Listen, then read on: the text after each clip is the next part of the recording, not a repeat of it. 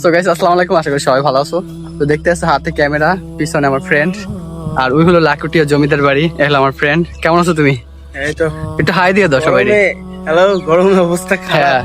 যদিও গরম, কিন্তু যে আল্লাহর অশেষ রহমত আজকে মেঘলা আছে, নাইলে তো ও বুঝতেই পারতেছে না যে কি পরিমাণ গরম পড়ে। ভাই ব্যাপক গরম পড়ে। যে আমরা যখন যদি যেটা ছেড়ে দিছি ওইটা আর কি কল করতে আইলে আমার মনে করো 2-3টা শার্ট ভিজে যাইতো, এমন একটা অবস্থা ছিল এই সব জায়গায়। তো কিছু কিছু জায়গায় ধান হইছে, কিছু কিছু জায়গায় ধান কাঁচা, দেখতে ভালো লাগে। ঘিরান আসতেছে পুরাই একদম মাঠের ঘিরান। তো ভালোই লাগতেছে। আজকে একটু সকাল সকাল আসছে, যেহেতু এখানে ক্রাউড হয় অনেক।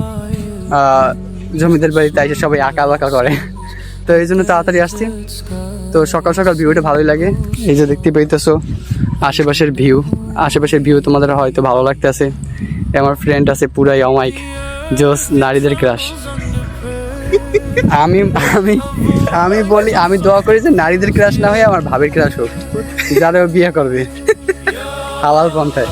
ঠিক আছে, ওই যে এক আঙ্কেল ধান কাটতেছে, দেখতে পাইতেছে, বা ধানের মুকুল মেবি, আমি জানি না। হ্যাঁ, আলুরি করছে, অনেক বছর হয়ে গেছে, ধানের মুকুল হইতে পারে, কাটতে আছে।